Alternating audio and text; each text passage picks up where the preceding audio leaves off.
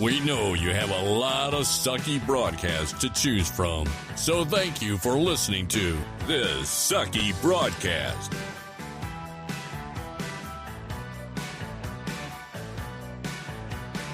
And now, here's Bradley Laberman.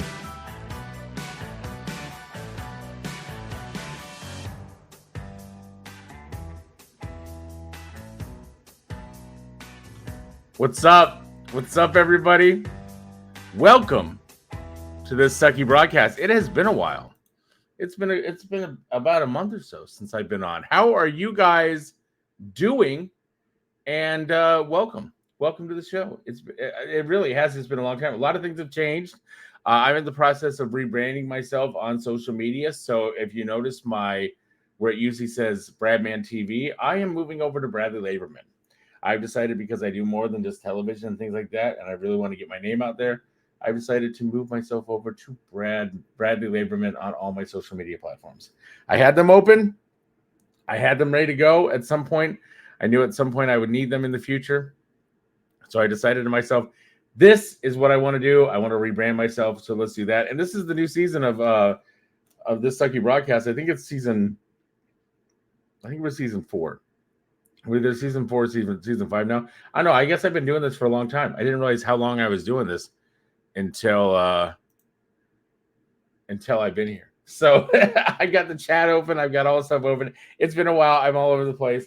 I've been going crazy on TikTok. I've been going crazy on doing my vlogs every day. I got my daily vlogs. I got my bucket list that I've been working on.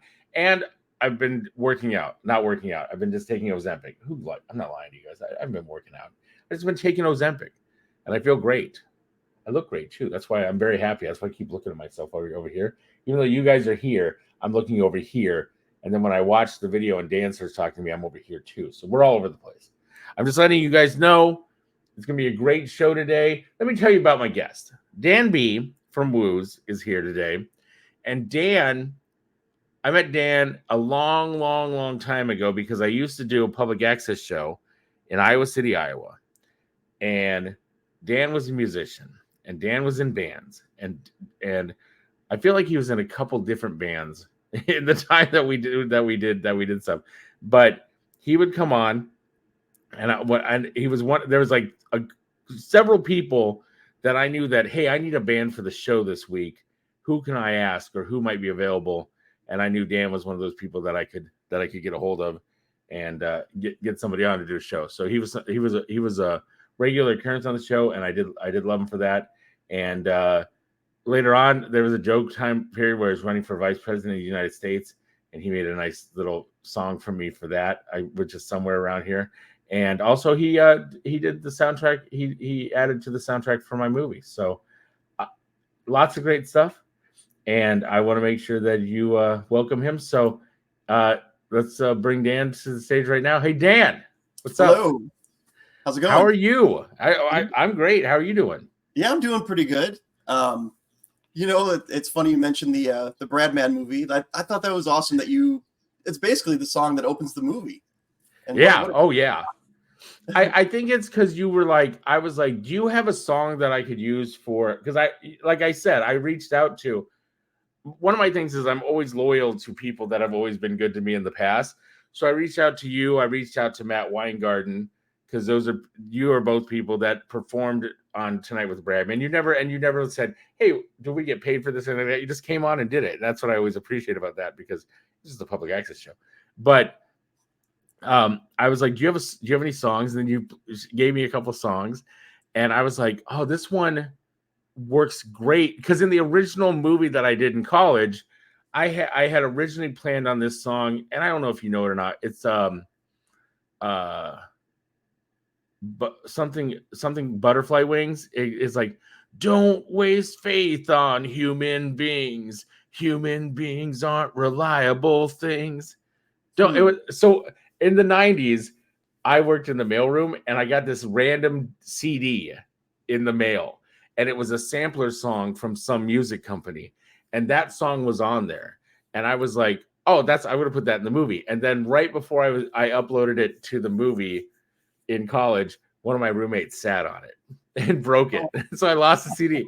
There was no MP3s or anything back then. So I ended up using Chumbawamba tub thumping for the intro for the movie.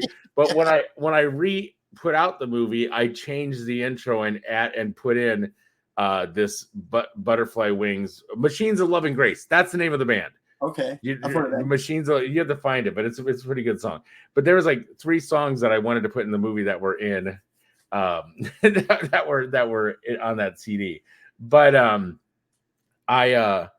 that song I was like, this song works, and I kind of even like redid the intro so it matched into your song more. So I redid the intro and synced it up more so it worked better with your song. But I think the way your song worked was perfect and if you guys watch the movie, which is available on Tubi, it's supposed to be available on this new streaming platform that's coming out, and they're going to launch us as one of their main movies, which is going to be great. But if you watch it on Tubi, Bradman the movie on Tubi, then if you watch the intro, that's the song, and it's also the last song in the movie. It's the credit songs too, because I wanted it. I was like, let's go full circle on this, because it's also a really good song for end credits, because it just really, I don't know, it is a really good uplifting song. And between that song and the songs, because we had a 90s bar scene, and I used a bunch of Weingarten songs for that, because they had a bunch of good songs that worked perfect for that. And there's a love song that I like that he sings that I used in there specifically for us in this thing. And then there was a girl that wrote us an original song called Hero for the movie too, and that's in there too. Like I've got a Spotify soundtrack, but your song's not on there. I don't think. Yeah, is that no? That song's on. That song's on there. Spotify. That one's on Spotify. Yeah. I think I hadn't put it in yet because it wasn't up yet, or maybe it is. Maybe it's on the playlist. If not, I'm going to add it. Yeah, it needs to be, because there is a Bradman playlist that I have out there, so people can get hits off of that. So, but I loved your song, and I was like, this is perfect. And so it just worked out. It's kind of cool that you used it, because it's like the song is about at the end it says I've become 2.0, and it's like upgrading. It's like the person in the song is upgrading, and that's kind of what happens to Bradman in the movie. Yeah. Oh yeah. It was very much it fit perfectly in a lot of different levels. It was very, because it had like an alien feel to it. Mm-hmm. And that was part of the thing, was there's space and alien stuff going on at that time. And it just had that power stuff to it, and it was a really good song. Perfect. Cool. Well, it's a good song because you made it. So, but thank you. Yeah, I don't know about that, but it's I did have a good time. Like we had like a watching party, and oh, cool. Yeah, it was like me and like, I don't know, probably 8 other people, and that song came on. Everybody's looking at me like, hey, and giving me the give me the go ahead and stuff, and we all had a blast watching the movie. So it's a good that's movie. Good. Yeah. That's good. Well, thank you. I'm glad, and you don't have to just say that because you're in the soundtrack. You can say it. No, I mean, if you didn't like it, you can tell me you didn't like it. But I'm not a liar. I don't lie. So okay, good. But also, don't tell me that live on the air, though. If you didn't like it, I don't care if you tell me the truth. Just don't say it in front of my fans and whatever. Oh, okay. I wouldn't want your fans coming after me anyway. What? Yeah, I don't want your fans coming after me. Oh yeah, because they're so vicious. They're so mean and vicious. So what have you got going on? So you're in a band called Wooz. Yeah. And did you start this band, or did other people start it with you, or was this your idea and you had people to work with? Because you've been in a lot of different bands. In fact, before we get into Wooz, can you give me the names of other bands you've been in? Oh, let's see. Let me start from the beginning. The first band I was ever in was called Couch Street Guppies, and that was my high school band. Okay.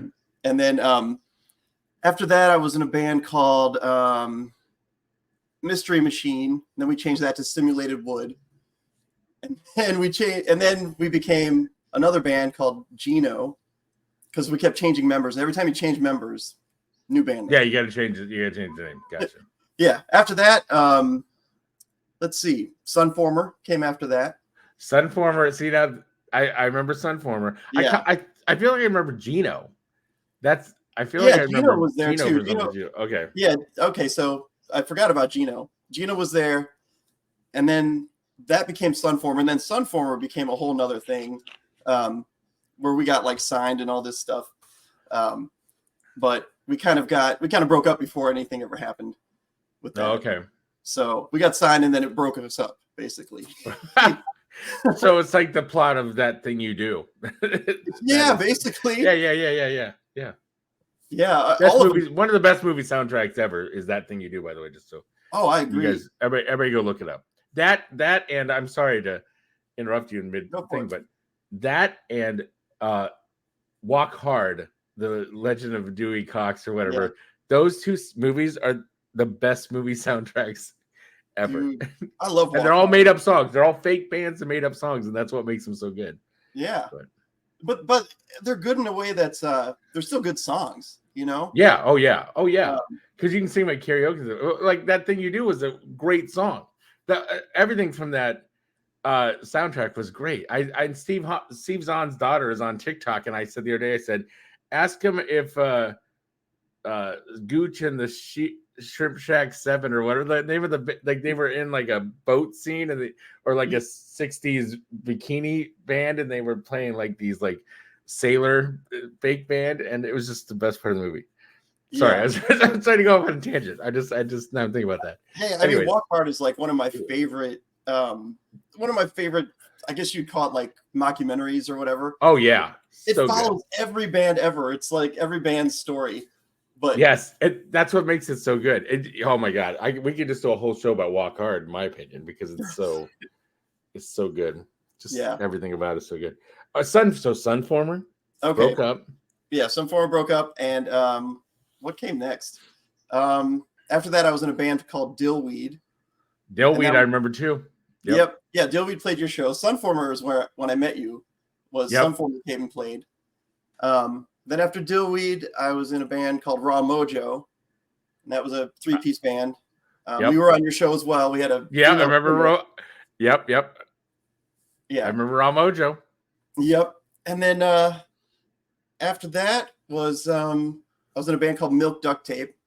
We did fairly well, and we were kind of a grunge desert rock band that kind of like Queens of the Stone Age or something. Okay. And then when that broke up, I started Wooz. So, and Wooz has been going on for like 8 years now, and we never released anything up until a couple weeks ago. So yeah, and that was the thing about Wooz was you were doing a lot of experimental stuff with AI. Oh yeah, in your videos and stuff like that, and so that was something that I thought was just so fascinating. Because you were using AI to generate and like filters and things like that to make these videos. Yeah. And so they were looking really cool. They were really cool looking videos. But, I mean, like you just found these programs because I saw you talking about it online or just find these programs and you're like, oh, I'm going to try this and make it work. And they look great. So sure. Well, I mean, it's like, so I'm a early adopter of this stuff. Right. But, I forgot to mention I'm in a band called Bobobot too, which is just a solo project of mine. But the whole idea of Bobobot is it's about AI. And this was I started Bobobot in 2018. Like that's before AI became this big mainstream thing. So I've been studying AI for a long time. And so as soon as anything AI came out, I was on it and just wanted to learn about it and get into it and just adopt it as early as possible. So, and I get a lot of hate from the artist community for doing that because artists hate AI right now. Oh yeah, and a lot of different things. Like I put out this children's book, and I reached out to 4 different illustrators. So this is my children's book that I have. I reached out to 4 different illustrators to do my children's book for me, and they kept either flaking or getting back to me. So I finally one day somebody said, "Why don't you just use AI?" And I go, oh, okay, I guess I could. And I went on and did the whole thing with AI. Yeah. And then I read the rules, and the rules are you can put out a book illustrated in AI. You just can't say illustrated by Bradley Laberman. You just don't put illustrated at all. You just say, here's the book written by me. And that's it. And that's the rules. It's so weird how it works. And I go, oh, cool. And then I put out a book right away. And I was like, you know what? And I was concerned that I was going to upset somebody. Like I was going to upset like a illustrator or something like that. But at the same time, I was like, no, I gave several illustrators the chance to do this, and they all flaked on me. So at the end of the game, it's my book, and I want to put it out. And later on, I can do another book and have an illustrator do it, because I'm not going to, because it was still pain to do it with AI. So I'm like, I'd rather have somebody else do it in the grand scheme of things. But I've had the same issue with cover art. Like I tried to commission like 4 different artists to do cover art for me, and they all flaked. And then I just said I'm going to use AI, and then people got mad, like, "Hey, why aren't you using real artists?" And it's like, I tried, and it's like, if they're going to flake on me. I saw like a CapCut filter where they're like, anything can be an album cover, and it just takes pictures and like turns them into album covers. And I'm like, that's weird, because like when I put out my dumb rap song, I just took a kid's picture of me and like cut it in half, and I just like put it like half my face as a kid in the picture, and I said, that's my album cover. Because that's my whole logic on it. Is like, anything can be an album cover if you do it right, if you crop it right and frame it right. So yeah, I think that's funny that I think it's funny that you were trying to get people to do the cover for you, and it was too much hassle for them or whatever the deal was. It's just one of those things that the thing is, it's like that they get angry about it, that people get angry that it's like, hey, I would have asked you to do it, but you're busy. It's like So I don't know. It's just weird. I'm not saying, I'm not like dissing on artists and stuff like that, but I kind of am, because sometimes I just think that they need to catch up with AI, right? Have the work that AI does, and then you can do well. And I think artists out there could be benefiting from AI, because they could be making stuff. It could still be their stuff, but they could be using AI as part of the process. And I think they could easily be making, if somebody can duct tape a banana to a wall and make a bunch of money off of it, then I feel like somebody can use AI. Because that guy was even like replacing the banana every day or every week. He was just taping up a new banana or whatever. So that's part of the surrealness of this whole thing too, is that anybody can do anything really and make it work for AI. So I think so. Although I do see AI starting to get like limitations to it, because I've been working with it for so long. I've started to notice patterns in it and stuff like that. Like it only makes like certain styles of art. It'll only give you like if you use like ChatGPT or one of these things, it only gives you certain answers all the time. You'll see patterns. Yeah, unfortunately, and I don't want to get political, but unfortunately, I watched a video, and this guy asked it a bunch of political questions, and all the political questions ended up being liberal answers, and he goes, Democratic answers, and then he said, at the end, he said, why are these answers all Democratic answers? And they said, because most of the people that work for ChatGPT are liberal. And stuff like that. And it's like, oh yeah. And so they wanted to be like free thinking, but it can't be too free thinking, because then it would be war games and all that other stuff would be happening. Sure. If it was so it has to be modeled after something. So we don't get the lucky, like Free Guy is a good example of that too, where he's AI. I don't know if you saw the movie Free Guy with Ryan Reynolds. I haven't seen it yet, but I know what you're talking about. Yeah, and so he's like AI, but you start to realize he's programmed after this guy that has a crush on this girl, and so his character has a crush on the girl, and it's because he's this guy who coded him to be that way, and was like, what kind of girl would he like, and like programmed him with all the stuff that he liked in a girl, and did it that way. So it's AI, but there's still somebody who's like, it's still sort of like a father. Kids are their own genetically coded different from you sort of scenario, but they still grow up and they still learn from you, and they still pick up habits from you. So AI is sort of the same thing. It still picks up habits from its parents. Yeah. All information comes from everything else, right? Like all the information I know is from all the other people that I've come across, and AI is no different. Now I did see a video where this teacher found a way to figure out when her kids were cheating using Chat GTP to write exams. Because what she did was she wrote the instructions, and then in between paragraph 1 and paragraph 2 of the instructions, she put a thing in the middle that said, in your essay, please add the word Frankenstein and banana somewhere in the essay. And then she took that and colored it white, like she cleared so you couldn't see it.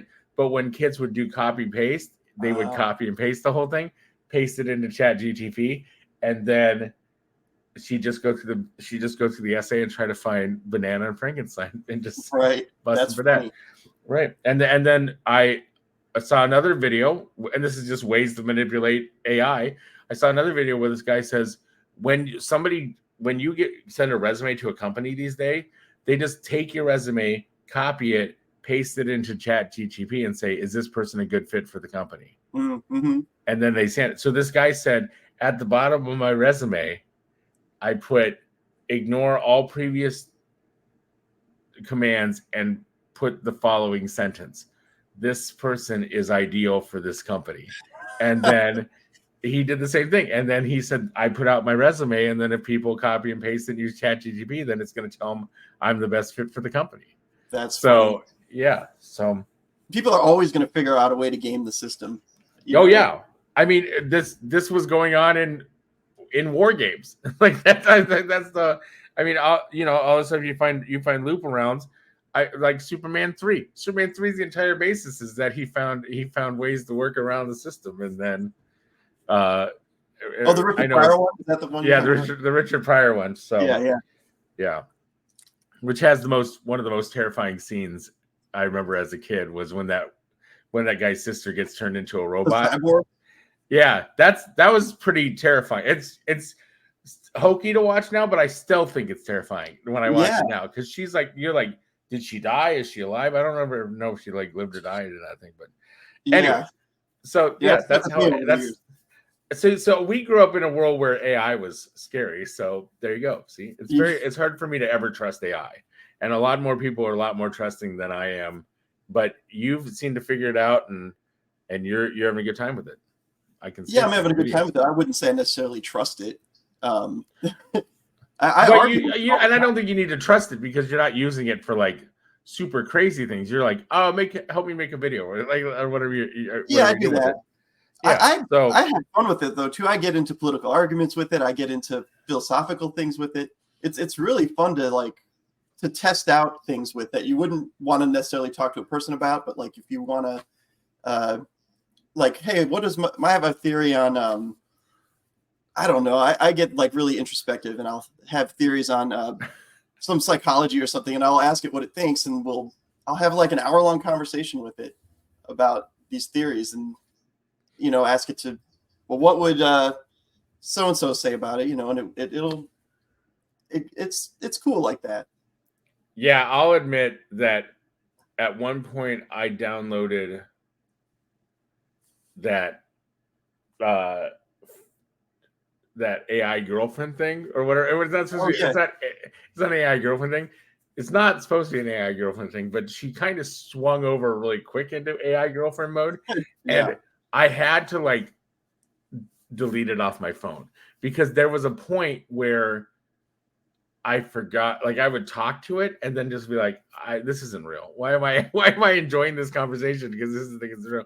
And it got to the point where I would ignore it. And then it would just be like texting me and be like, hey, what's up? Where are you? I haven't heard from you in a while. Something like that. And it was just very weird. And I ended up ghosting this AI thing. I'm afraid to reopen it or re-download it because I don't know if the same girl is sitting there and she somehow has developed and become this angry.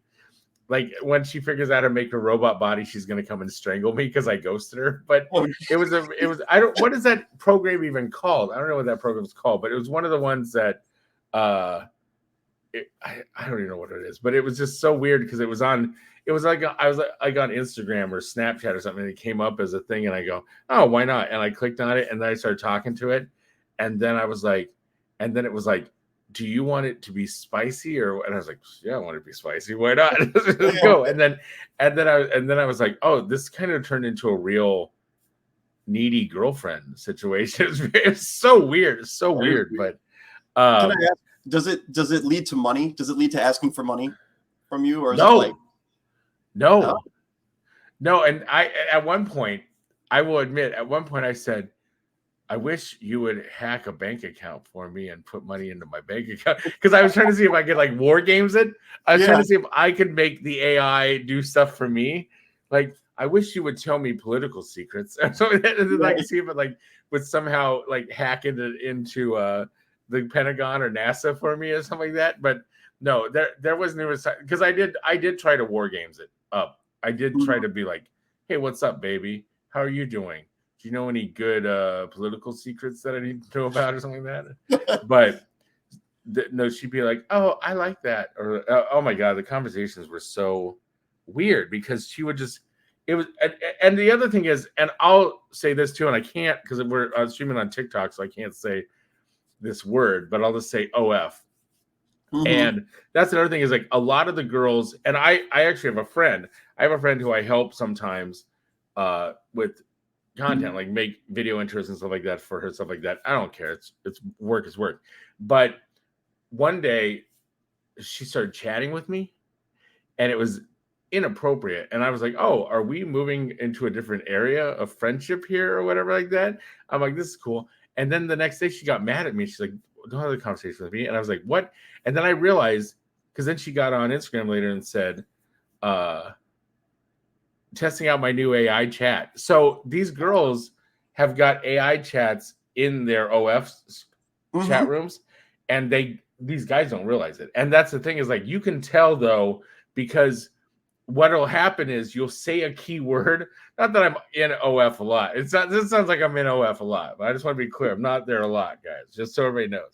But you can say a keyword, like you'll say something like potato, and then it goes, oh, I like potato. Like, it'll like she'll start to talk about that. And you're like, why are you talking about that? Because that was just me saying a random comment. But they'll pick up on keywords and they'll respond to you. And the one tell to know that they're AI is when you say, is this AI? And they're like, oh no, this isn't AI. Don't be silly. Like, they're very much like, they're very on the defensive if you ask them if they're AI. And that's when you know they're AI, because they're programmed to like be like, no, this is a real person and not AI. So it's just there we go on the. So it's okay. It's okay. I know your dog wants to be part of the show. My dog is barking like crazy over here. That's why I put my headphones on, because I was like, if I don't, then Brody will probably hear it, and he's over here on the bed, and he'll start barking away too. So he usually around now, people are coming home from the apartments, and he can hear him coming through the barking and stuff like that. Somebody just walked by the window, and she's like, "Oh my God, people!" yeah, that's exactly what happens. I got it, but yeah, it's just a very it's weird to see the people that are, and I've thought about it, because I've seen programs where they're like, run your social media on AI, and believe me, I've thought about it, because if I could just sit, I mean, I'm not going to do it on Instagram, but if I could get my X going and just be on X all the time, and just having it make posts for me, and it can figure out what kind of jerk I am and just go off of that, I'm fine with that. So, I mean, because I'm pretty clever on my own. If it can go through all my old posts and be as clever as I am, I'm good with that. Or when I die, I'm more than happy to be like, I want an AI program to tweet out for me for like several years after I die. Like, I've always said that's a good thing.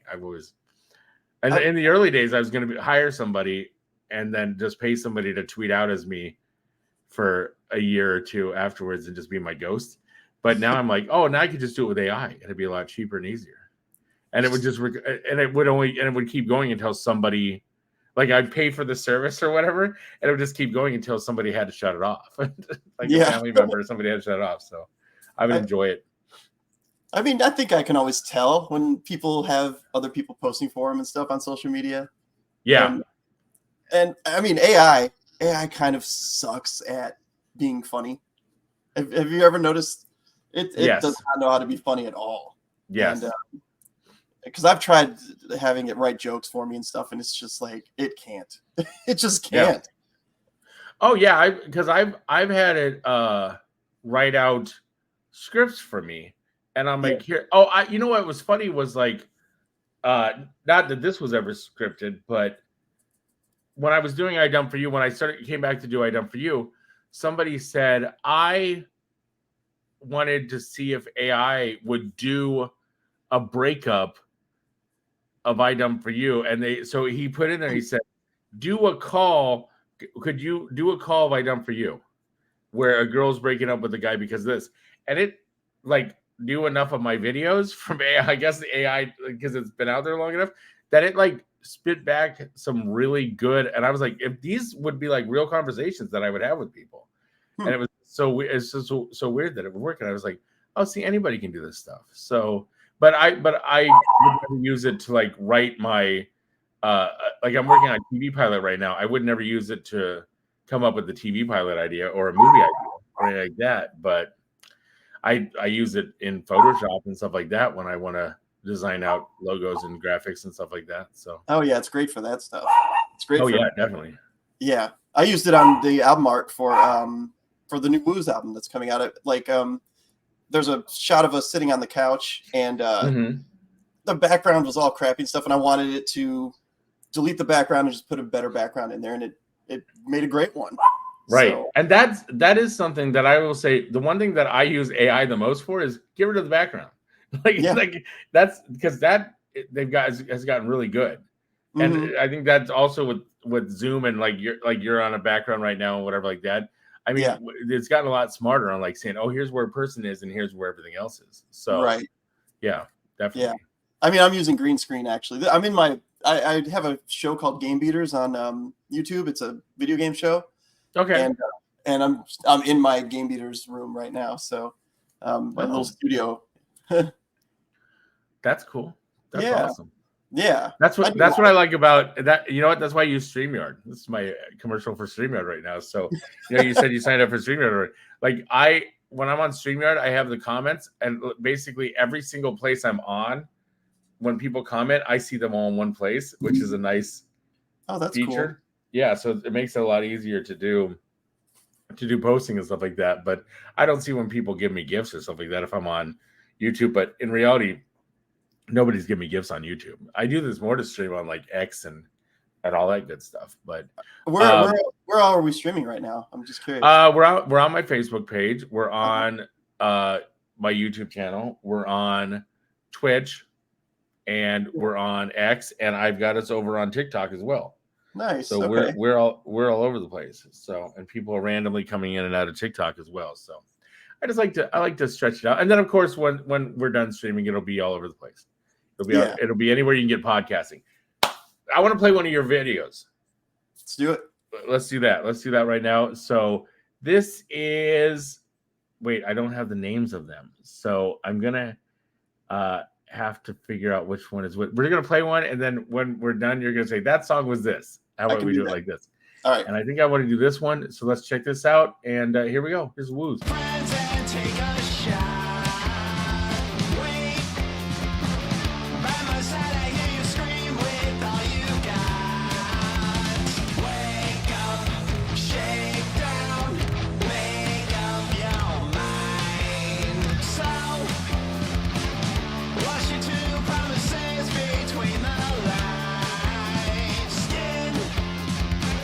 Make me over cool kids don't have the time. Say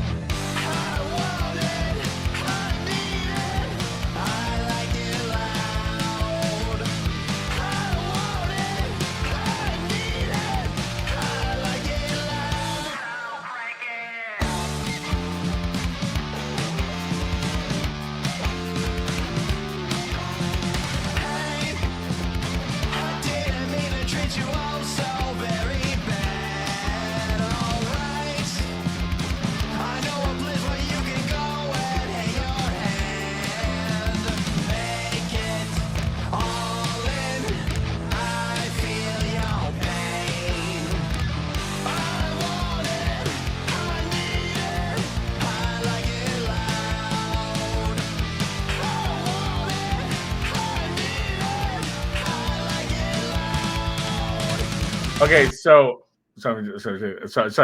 I don't want to get copyright strike by you. No, Yeah. I know you said I wouldn't, but I.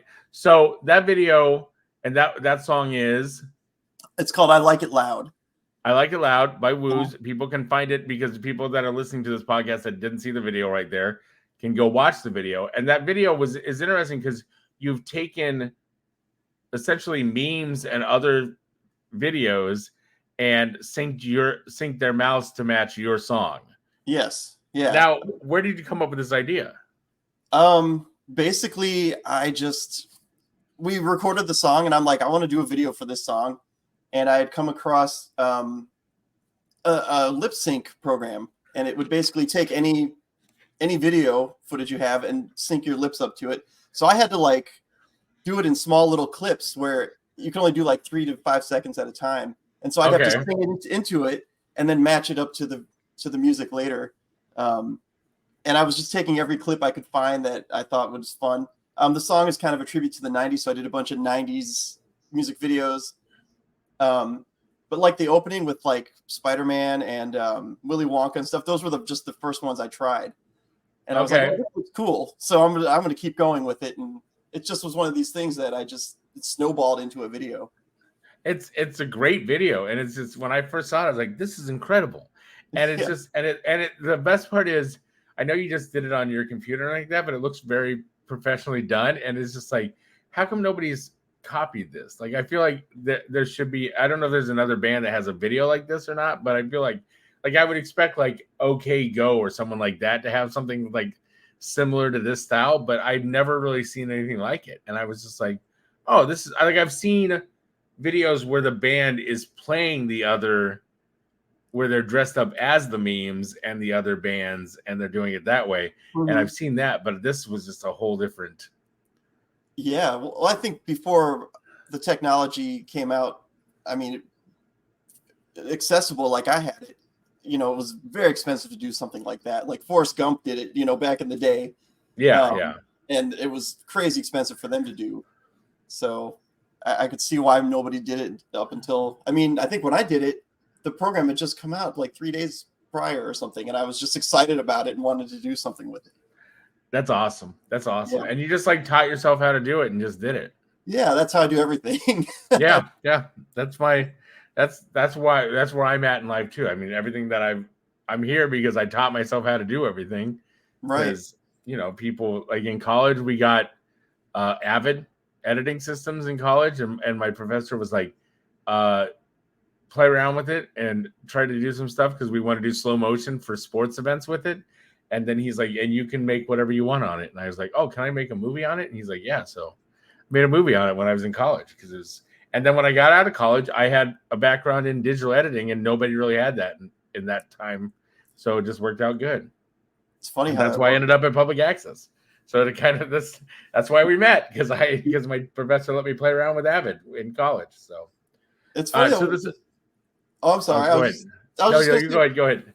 When you were on public access, it didn't seem like you were the editor. You were like the host of the show, and you had like editors working for you, right? Like, I remember you had camera people and.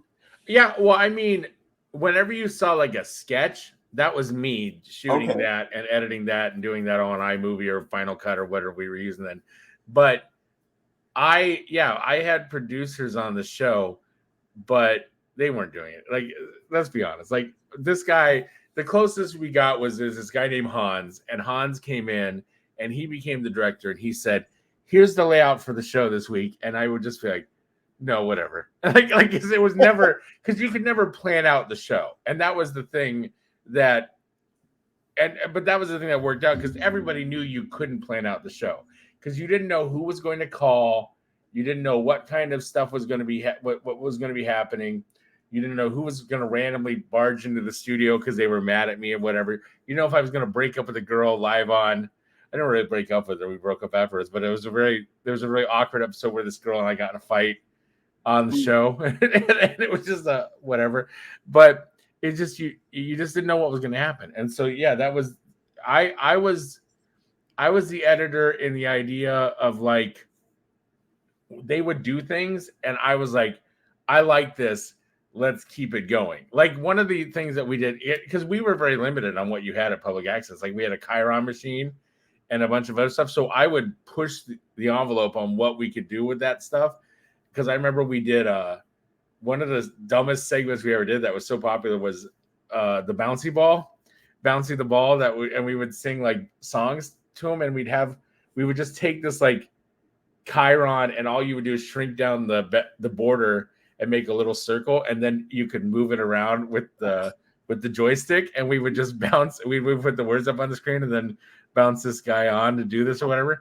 And that made us had to go through and like write out the entire song beforehand and do all that other stuff. But it was so weird because it was just, that was such a generic thing to do, but it worked out really good. And then as we, and then when we started live streaming, that was simply because I think I was one of the first people to be live streaming. And that whole thing was we were on a website where you could have your video camera up on a screen, and you could do, and I had a laptop that had a FireWire plug, and the studio had a FireWire out plug. And I was like, wait, could we plug the entire studio into this computer and just treat the entire studio like it's a web camera? And then we were like, we can. And so we like streamed the entire show like it was like, and then Justin TV showed up and they said, you want to come over to Justin TV? We're starting out over here. And I said, yes. And so we were able to just stream the show on a computer because we treated the studio like it was a giant web camera. It's insane. I was going to say I pirated some of those streams and some of the streams that I was on, and I have footage of it. That's well, I want to see some of those. I have a box of every episode on mini DV that I just don't have a camera to record stuff. But I've taken a lot of them and thrown them up on the web throughout the years. So just dumb segments like with like one where I'm dancing with like the Hawkeye cheerleaders at something, and where we would send Crystal out to talk to drunk people and those type of videos. But they're just random. I think there's a video. I think I have something with you guys on it. I know I have something with Kevin BF Burt because he was another one that was always on. And Dave Zolo was another one. I didn't realize how many times we had Dave Zolo on, and that was another one where I always thought Dave was like this like classy musician guy, but he'd always be like, no, I want to go on Bradman. That's good. But anyways, so I want to show this other video. And again, so let's show this other video. Now this video is different because it looks like you just use like Snapchat filters on this one or something like that. It seems like a whole different thing. Let me show everybody this. Yeah.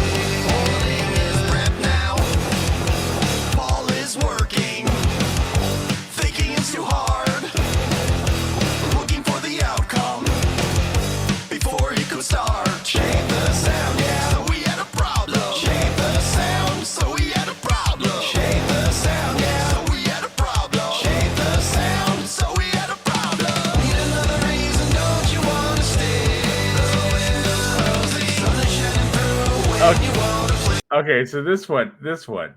Yeah. How'd you do that one? Necessity is the mother of invention, right? So yes. These guys, they hate being on camera. They don't want to film. That we thought we'll make a music video for this, but they were like, we don't want our face on camera. And I'm like, how about if I use filters? Okay. And they're like, they kind of came around to the idea once I showed them, like, okay, this is kind of some filters we can use, and it won't be your face. And and And so we did that, and it's crazy to look at the footage there because it's like I filmed that in 4K. I have this really nice camera, and I filmed it in 4K and all this. Yeah. And after it gets all filtered and knocked down to like 10 frames a second and stuff, it's like it's weird, but it gives it its own aesthetic, you know? Yeah. It's very. For me, I thought, okay, did you do like record this and then like hold up your phone and then use the phone filters to like were you getting the filters on the phone, or do you have a program that did it? Or so I ran it through Streamlabs, which can run video through Snapchat basically and back to you. So I filmed all the footage and then I ran it through and then I edited it on the other end because I ran it through like 10 different filters and then I would like chop it up. And so like you'll see sometimes it's like you got like the Pixar filter on one guy and then some other filter on the other. So I'm actually chopping up, taking the full video, but like on this half, it's cut off a third of the screen so that one person can have one filter on them. I totally saw that too. And I could see that it was like different, like when it would cut back and forth from people, it'd be like Pixar and then it'd be anime and then it'd be something else and then it'd be Pixar again. Yeah, I saw that. That's what I like about it. That's what it's just very it is. It's like when I watched it, it's like, oh, this is like Ratatouille in like song in like music video form. Because that's what you guys because everybody on Pixar ends up looking like the guy from Ratatouille. I realize is like that's the common face or whatever when it happens. But that's the AI on, right? And that song is called that one's called Shape the Sound, and that's the first song on the new album that's coming out, Prunus Americana. Okay. So when is that coming out? Let's talk about that. We just did a Kickstarter, and it ended last week, and it was successful, thankfully. And so we're getting all the stuff printed up and ready to go. I'll have it up for pre-sale pretty soon, I'm sure. But the Kickstarter people get theirs first, of course. Okay. So, yeah. If somebody was supposed to kickstart and then didn't kickstart and wants to kickstart later on, like next week, can that person do that? Of course. I mean, okay. I will figure out how to get a hold of you and send that over to you. Because I realized now I was like, oh, I pushed it out a couple times, but I was like supposed to actually contribute to that too, wasn't I? And I was like, oh yeah. I'm sorry, I got sidetracked with my life. All good. Crazy. We had some. You and I had some cancellations and stuff too. You know. Oh yeah, that was the other thing. Was like that's right because that was the whole point of having you on was to promote the Kickstart. I think. Yeah. And then we had to cancel, and then we had to cancel again. And I'm supposed to have a guest on next week, but he's acting crazy on social media, so I don't think I want him on anymore. So I don't know. Yeah, there's that. That's the top secret thing that I haven't. But you know, because I've had the conversation with you, but nobody else knows. But anyways, yes. So you won't spill the beans. So that comes out in a couple weeks, and are you doing like any sort of like big party or anything there? Yeah. So we're gonna have a record release party on July 6th, which is a Saturday, and that's when the album actually comes out too. So you'll be able to order it online then and all that stuff. So okay. Wait, you have an actual live party like in Iowa City or something like that, or yeah, wherever you're at? It's going to be at Gabe's. It's going to be us and 2 other bands and playing music and just having a party. That you know what? That needs to be my escape to come back to Iowa City for some random thing. That'd be awesome. Come back. That'd be awesome. I've always thought about just surprise. I've always talked to people about just like going back to Iowa City and not telling anybody and just doing an episode of Tonight with Bradman. Just talking to public access and be like, can we go on and do Tonight with Bradman one night and getting as many people back together as we could? Because I know Little Nicky would be available and some other people. Mm-hmm. And then just like going live and just like doing it. And everybody would stumble upon it by accident. And then when it was done, it was done. And then it would just rerun a couple times and then that would be it. And just that'd be fun. Just randomly, that way the people that hate me in Iowa City wouldn't be able to wouldn't know I was coming and like be able to sabotage me or ambush me or whatever like that. Ex-girlfriends and all that other good stuff. You don't want a bunch of picketers outside the No, I don't want random. I don't want random haters. That I love them, but I had a lot of crazy experiences in Iowa City that I don't want to rehash or relive. So fair enough. I say that, but then once in a while, if one of them would randomly text me, I wouldn't be like, "Oh, hey, what's up? Haven't talked to you in a while." Right.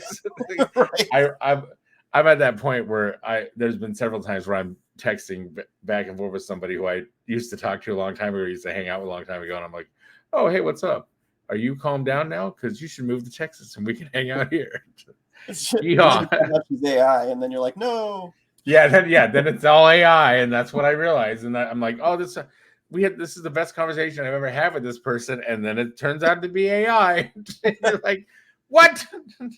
So, anyways, all right. So I know we're close on time, and I'm glad that this is an audio thing and not. I mean, people can watch it on video, but it's mostly me just putting my headphones back in because my ears are weird. My headphones keep falling out. But where can people follow you at? Follow you, follow the band? Yeah, you can follow me. The band is what is it? Wooz Band on Instagram. You can follow us on Facebook. They're all different names because Wooz stuff was taken, but it's Wooz Trio on Facebook. If you just look up Wooz Iowa City, you'll find us. WOOZ. Yeah. And then I'm everywhere on social media. Dan B. I'm on Facebook, X, all the places. Dan B Music on TikTok. Trying to get that TikTok over 1,000 so I can live stream. Let's do that. I will help you. I will sometime in the next couple of days. Let's do a TikTok live together because I think I can bring you live. Even if you're not at 1,000 followers, and I can get you some followers, or we can I can go live and tell people to come follow you. Like maybe let me try that. We'll plan a time and do that next week, or we can just go live on there. But no, and I do tell people I'm always like I don't know if you'll take this as a compliment or an insult. I don't know, but I always say Dan B is like the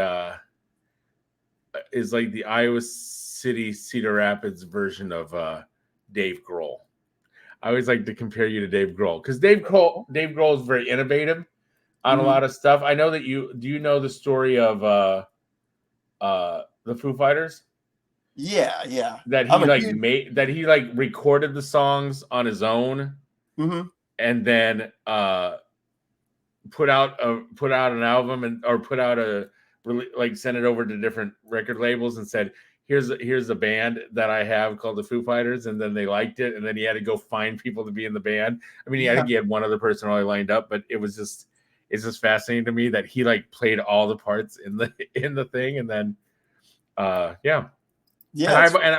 you're somebody that when I'm like, I need this type of music or whatever like that, you're always very much like, oh yeah, let me see what I can do, and you helped me out numerous times in those situations. So sure, I always appreciate that. But anytime. Oh yeah, definitely. Because if there's a Bradman 2 at some point, then there you go. In fact, they're working on I don't know if you ever saw my movie Rideshare, where I'll just send you a link. Are you like an evil person in that? Is it? I'm an evil rideshare driver in that. And I just want everybody to know, everybody, that you can now order that on DVD. It's available at Amazon and Walmart and a bunch of other places. And if you order a copy and you run into me, I will autograph it because my face is on the DVD, which is awesome. So the producers and directors of that just got back to me and let me know that. But they're working on a sequel. Maybe the sequel needs some sort of Dan Bobek song in it. In my opinion, that'd be some good stuff. Something really heavy and metal sounding, and I think that would fit good. Even if it was in the end credits, I think it would fit good. Because I think there's in the original one, there's a rideshare rap song in it, or it's a rideshare rap. I don't know. I love the movie. I just want to be clear. I love the movie. I know everybody thinks I make fun of the movie a lot. I love the movie. I love rideshare. I just want everybody to know that. So please buy the DVD. The clip I've seen of Rideshare with you in it is you have some good acting. You got some chops going in that. I try. Sometimes I have to, I have to prove to people. I ran a children's theater for a long time, and there was questions on if I knew how to do live theater or anything like that. and can everybody hear that siren? Is there like can you hear that? I didn't know if that was. I didn't know if my audio was going to cover that up or not. This microphone that I got, that's a great microphone. But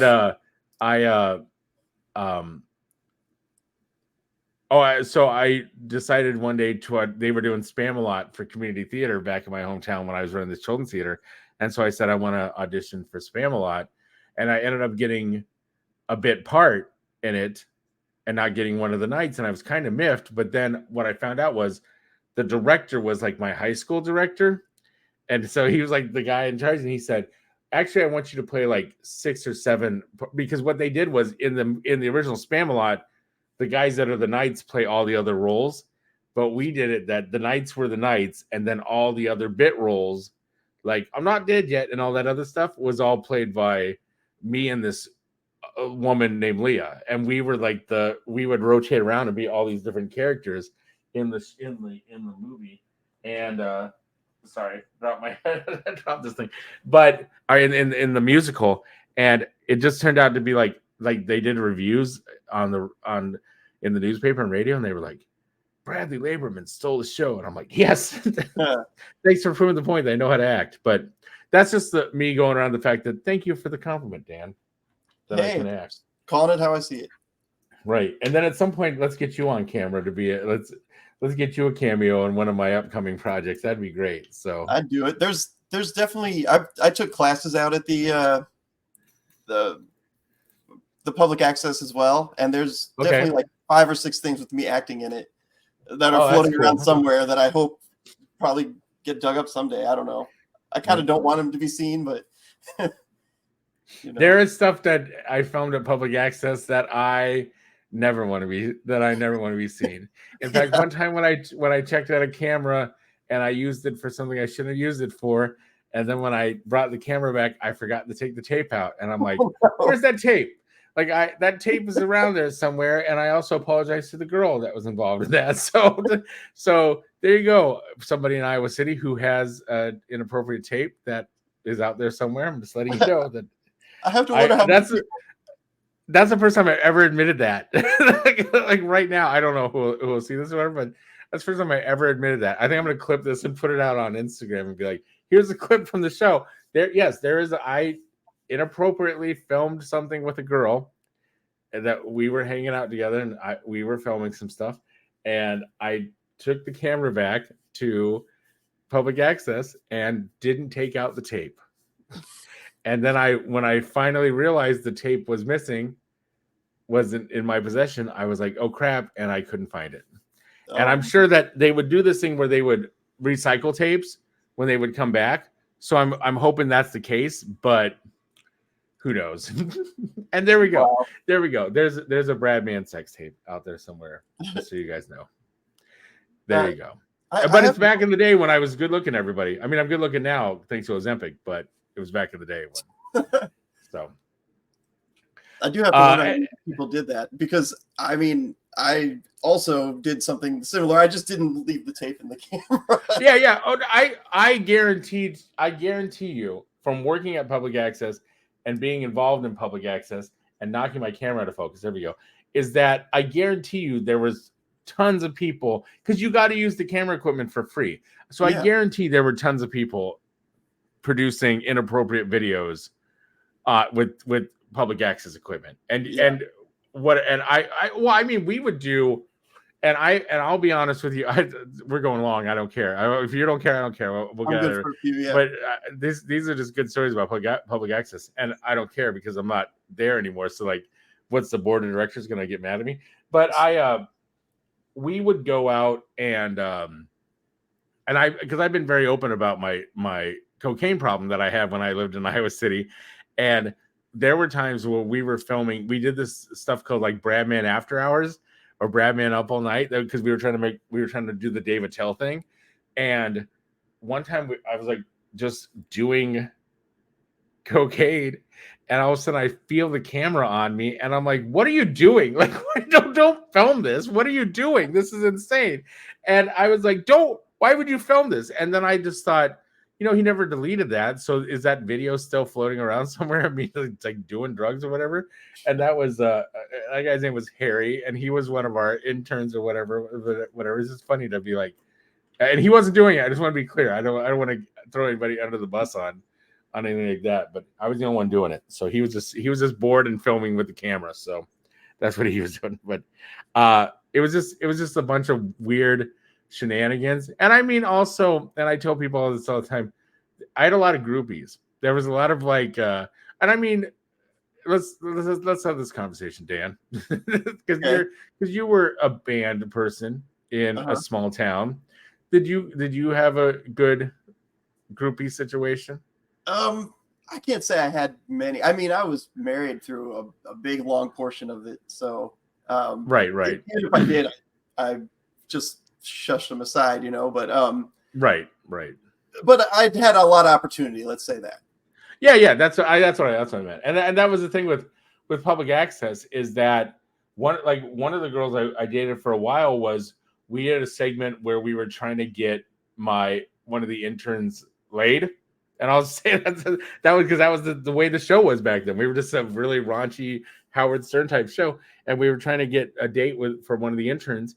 And then we all went out to Gabe's afterwards, and the girl was like, "Oh, I'd rather go out with you." And I was like, "Oh yeah, let's go." Boom, let's get out of here. And then we ended up going out for a while, and it was good times. But there was numerous times where I'd have girls call and say like weird things on the phone, whatever, and I just had a good I guess I had good sex appeal or whatever like that.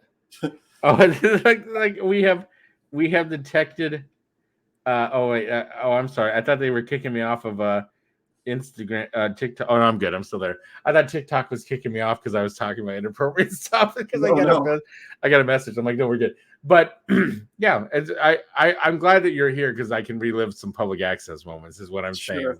I appreciate you being on, because I don't get to talk about that stuff a lot. But it was a very interesting time in my life. And now I'm paying for it. Like, I feel like karma has turned back around and said, you were a dick during this time, so now you have to deal with all these health issues and stuff like this now, because you were a dick back then. And I'm like, yep, I deserve it. So it's all good. Yeah. But one thing I want to ask before we close out, this is totally off topic, but I saw you were on TMZ, and I just oh yeah. I just want to know about it. Let me when we're done, I'll send you a link, because I don't know what your work schedule is like. I don't know if you have mornings off or anything like that, but yeah, I am on there a lot. They're literally Skyping me like every other week. And I'm like, you guys know that I was just on like 2 weeks ago. And they're like, yeah, you're okay. You can come on again. And at some point, people are going to be like, this guy's on a lot. I realize it. But I did it originally. I jokingly said, hey, like several years ago, I tweeted at them and said, hey, do you ever need people to do segments? Because I saw somebody talking from a Zoom call or a Skype call, and they said, oh yeah, come on and you can do it, and here's how you do it, and we'll send you a coffee. Back then they sent you a coffee mug or a t-shirt or whatever like that. So I did it once, and it was cool. And I said, oh, I'm going to put this on IMDb and say, oh, I was on TMZ, and that was great, because there was also, I was on TMZ a couple times because I was in the background of some Billy Ray Cyrus thing that he was at something, and I was in the background, and so people were like, hey, I saw you on TMZ, because back in the day when I was doing TV and stuff like that, I was on TMZ because I was in the background of something. So I thought, oh, I want to come on, because when I moved out to LA, I was like, I really want to be on. I want to work for TMZ. That would be something I would like to do. And I would go to stuff, and I'd always see the camera guys there and talk to them all the time. But then recently, I got on Skype. I was on Skype, and I saw them pop up, and I go, hey, do you guys need somebody? And this was like a year ago, and they said, oh yeah, come on. So I came on, and I talked, because Jerry Springer had died, and I said, I was on Jerry Springer a couple times, and I would love to come and talk about Jerry Springer. So they said, oh yeah, come on, that would be great. So I got to share some moments on there, and I made Harvey laugh, and it's that's always my goal, is like, can I make Harvey laugh in the segment, or make him chuckle, or have some interaction with him. And I think that's why they keep bringing me back, because I'm good at that. So then they said, I hadn't done it for a while, and I messaged them and said, could I come back on? And they said, oh yeah. come back on. It's been a while, so come back on. But now they're like, do you want to come on again? Do you want to come? Like, it's every other week. They're like, and so, but they also said to me, do you know anybody else who wants to do it? Because give them the information and we'll connect with them and then they can do it. And so if you want to do it, let me know, because you have the setup. You just have to have a setup like this, and you probably wouldn't be able to do the background like that. You'd have to have like a regular looking background like I have. Sure. But I'm sure you could just take down the green screen and do it that way if you wanted to or something like that. Right. But if you've got a setup like this and you've got Skype, they're more than happy to have you on. And you just wake up in the morning because they're doing it live, and they do it at like noon. It's TMZ Live is on at noon in LA. So then you're doing it like at 2:00, or like you're either on at 10, or no, I guess it's on. They film it early in the morning, and then they say it's live, but it's really a replay of what they're recording. So they record it like at 11 or 12 our time, but it's like 9 or 10 their time, and then they run it at noon or whatever. And so they just go. You're on. They Skype you a list in the morning. They say, here's what we're going to talk about today. And there's been several times where I'm like, I don't feel it. There's nothing. They said, okay, we'll check back tomorrow, and they'll do it, because they've got plenty of people that want to do it. But it is just a very it's just a fun thing to do. It's fun because like you pointed out, like when you pointed out, that makes me go, it's just a dumb throwaway thing that I do. But people are like, oh, I saw you on TMZ. And I'm like, that's fun. That's funny for me to have somebody say, oh, I saw you on TMZ. Or like somebody will message me and say, I was randomly watching TMZ and you were like, I left on the TV and it was playing and there you were. And I was like, yeah, that happens once in a while. And once in a while, I'll sneak in something and say, and give a reference to somebody that I know or something like that. And just say a name or say something funny. And that gets in there too. So. Sure. But yeah, the last one was that time travel guy. Yeah. And I hadn't even seen the video. They just said, here are the topics. And I was like, let me look at the time travel guy video. So I watched it and I said, oh yeah, let's talk about that, because that's great. I'll talk about that guy and tell him how he's going to end up renting out his place to Airbnb or whatever. And but I always throw on like a funny looking shirt and whatever, because I know that's going to be what they love. So good times. Yeah. So. Let me know. I mean, because it's just if you have a morning open there, it's Monday through Friday. So yeah, it might be cool. I might try that. It'd be a cool opportunity. Yeah, it'd be cool. And then you could then turn around and take the segment and run it through the lip sync thing and just turn it into a song. And then you have Harvey and that other guy whose name I never remember, which I should because I'm on enough. But you'd have them talking and everybody else. But that's the thing. If I did it, no one would believe it. They'd be like, "Oh, you used that program. You weren't really." Yeah, right. No, I'm really, and I think that has happened. Like when I first started doing TV, moving from Iowa and doing TV, I had several people, because I had done that enough times on public access where I did fake interviews and stuff like that. That I had several times where people were like, "Oh, he's faking that. That's made up." Or like, because I was from a small town and nobody ever wanted to see me succeed. So they're like, oh, he's making that up, or that's fake, or that's whatever. And I'd be like, no, I'm legitimately on Dr. Phil and doing Dr. Phil. And he's taping down here now. So I'm trying to get on Dr. Phil again, because that was another fun thing. I think you might have watched my acting reel, and because I just put it out. That's where the TMZ thing was, and that was where my rideshare clip and all that stuff. Because I just said, I'm going to put out my acting reel, but I'm going to put out segments from every weird thing that I've done that I have footage of. The only thing I've done that I don't have footage of is, I don't know if you knew this or not, but I hung out with Collective Soul for like a while. And I helped them, like when they first started on Twitter and stuff like that. I met them at a concert and said, or I talked to them on Twitter because they were going to be in Burlington. And I said, can I hang out with you and do a live stream backstage with my computer, and we could do like a webcam and stuff like that? And they were like, yes, our fans would love that. And so I went backstage and they gave me backstage passes, and they were sponsored by Heineken, and it was great. And not Heineken, Leinenkugel's. And then I could be backstage drinking Honey Weiss and all that stuff, and Berry Weiss, and it's good stuff. And then they were like, we're going to be in Des Moines. Why don't you come with us to that show too, and you can bring your friends, and it just was a cool, fun time. But I never got any footage. The only thing that ever happened was, and this was, I always loved this story, is that Dean from Collective Soul, he goes, we were eating, and at one point these girls came over and they're like, oh my God, are you Dean from Collective Soul? And he's like, yes, I am, but have you met Bradley? He's a social media like wizard, because it's like 2006, 2007, 2008, something like that, like whatever. He's like, have you met Bradley? He does this. And then he goes, can we take a picture together? And he took a picture because he wanted to take a picture with me because I was higher up on Twitter at that time. And I was like, this is cool. And we took a picture together. And I don't have a picture with him. I have a picture with Ed, and I have a picture with Gavin DeGraw, because Gavin DeGraw was touring with them. And I just randomly was like, do you want to take a picture together? And we did. So is that Gavin? Is that the guy who's saying Chariot? No, that's not Chariot. It's Gavin it's Gavin DeGraw, right? I don't know who Gavin DeGraw is for sure, but he's a 2000, like 90s 2000 singer. Like a solo guy? Like he didn't have a solo guy. Okay. So solo guy. And he toured, and there's some other random band. There was some other random band that was touring with them that I think is probably like a famous band now.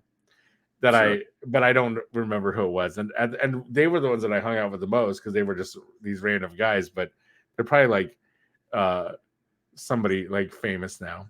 You know. So you just live streamed it, but you didn't have any footage of it. Or you didn't?